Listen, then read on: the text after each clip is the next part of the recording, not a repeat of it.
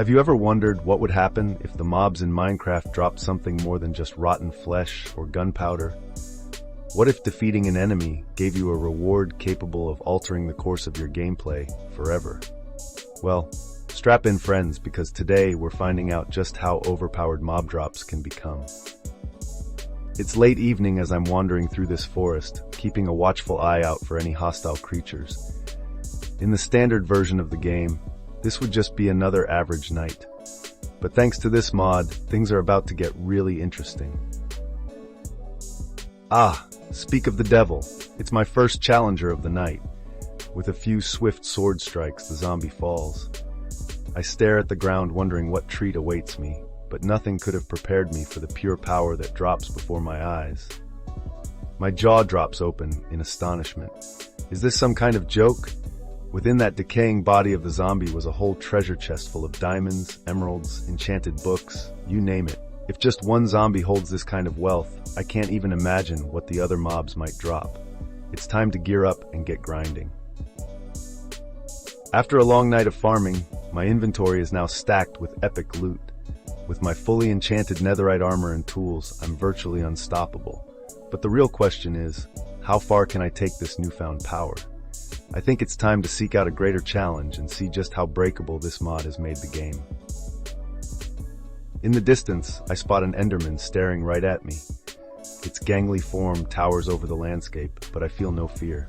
With my gear, I could take on a dozen of these creatures and leave untouched. Still, it's always wise to exercise some caution. After all, I have no idea what incredible items might be hiding within its strange body. You've got to be kidding me! After defeating the Enderman, a fully formed end portal spawned before my eyes, complete with crystals. I glance around to find the landscape now dotted with dozens of extra-dimensional gateways.